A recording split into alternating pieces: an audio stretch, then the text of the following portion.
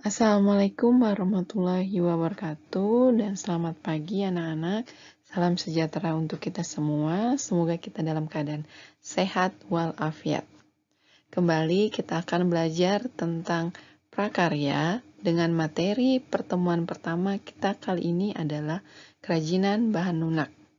Simak videonya baik-baik, catat kalau ada yang penting, dan nanti di akhir video akan ada pertanyaan-pertanyaan yang akan Ibu lampirkan di Google Classroom.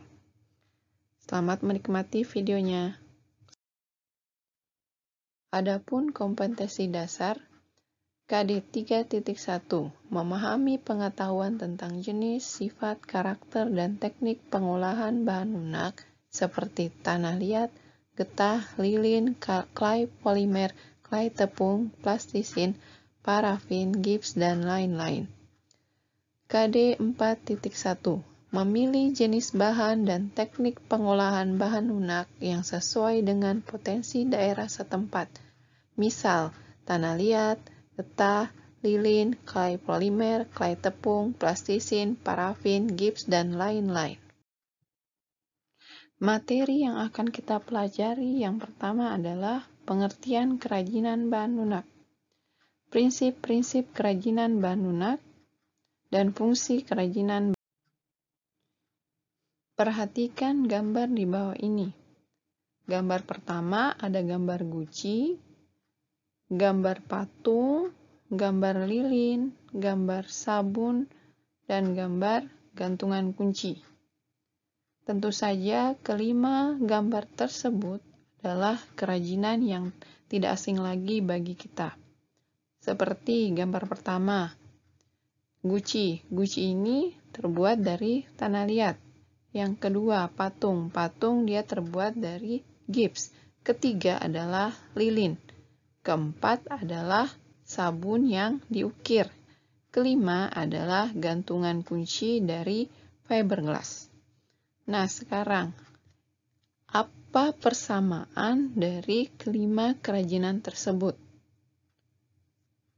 Ya, kelima kerajinan tersebut terbuat dari bahan lunak.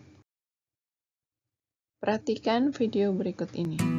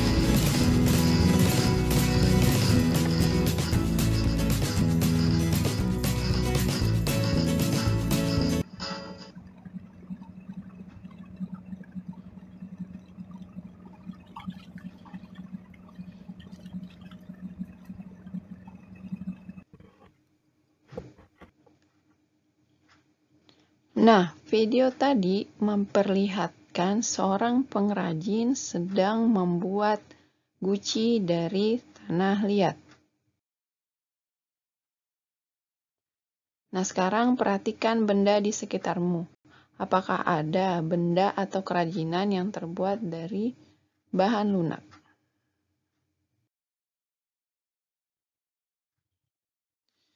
Pengertian kerajinan bahan lunak.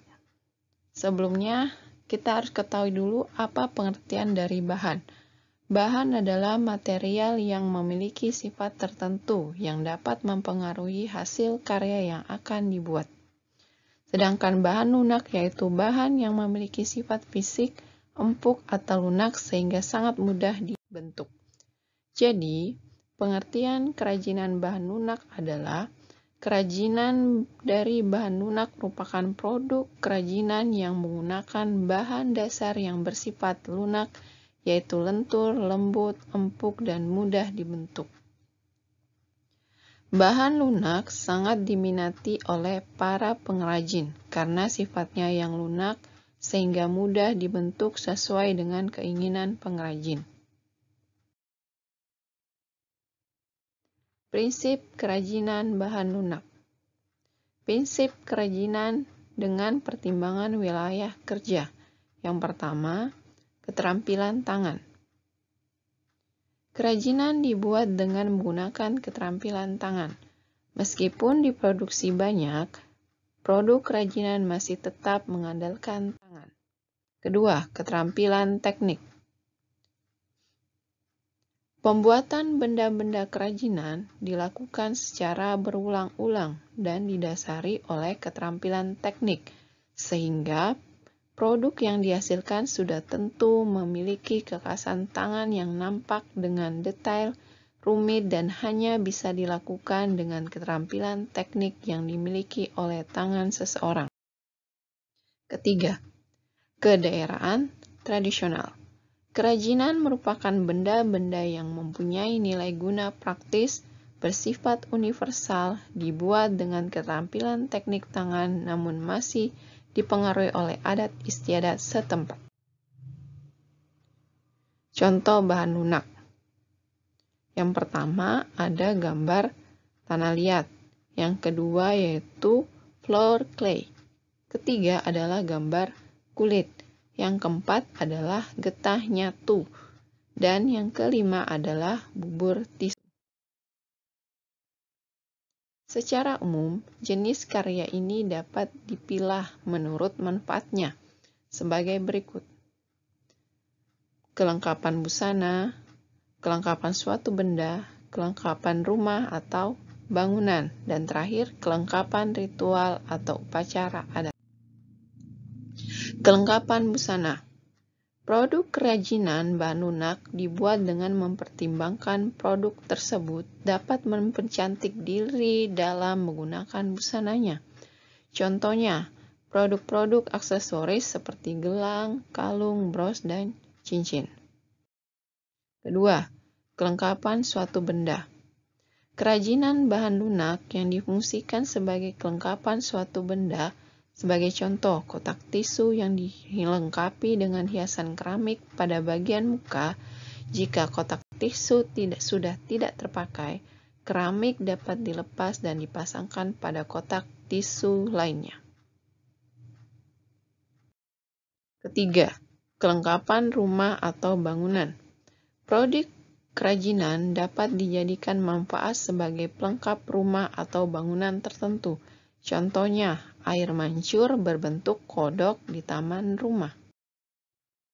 Keempat, kelengkapan ritual atau upacara adat. Banyaknya ritual atau upacara adat Nusantara tentunya bervariasi pula kerajinan bahan lunak yang dapat dimanfaatkan sebagai pelengkap upacara. Contohnya lilin.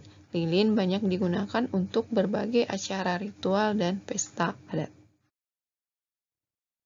Berdasarkan prinsip kebermanfaatan di atas, maka kerajinan bahan lunak dapat dikategorikan sebagai produk-produk berikut.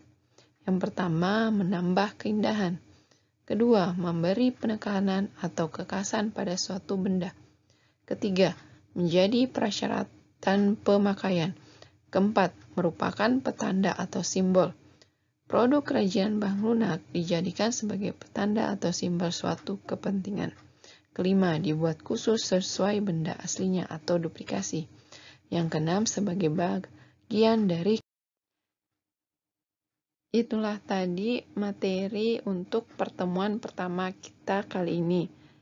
Ibu harap kalian bisa mencermati dengan baik.